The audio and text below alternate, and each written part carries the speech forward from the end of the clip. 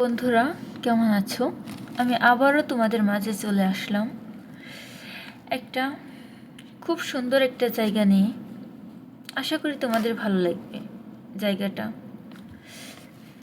দেখো, যদি সৎ হতে হয়, যদি ভালোই হতে হয়, তাহলে নিজের কাছে হও, নিজের পিতামাতার কাছে হও। কিছু কিছু জিনিস, কিছু কিছু আদর্শ মেনে চলাই উচিত। তার মধ্যেও একটি আদর্শ হলো, বন্ধুদের সাথে কখনো বিশ্বাসঘাত করো না। শুধু তারাই নয়,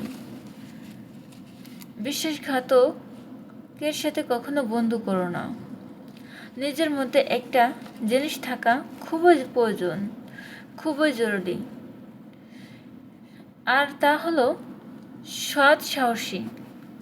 দেখো, তোমরা যদি সৎ সাহসী না হও, নিজেদের ভিতর যদি সাহস না থাকে, তাহলে কখনো সামনের দিকে এগোতে পারবে না। আমি মনে করি কি, পিছনের কথা বাদ দাও। পিছনে কি হয়েছে, অতীতে কি হয়েছে, সব কিছু ভুলে যাও। নিজের লাইফে কিছু করতে হলে সামনের দিকে এগিয়ে যাও, এগিয়ে যাও।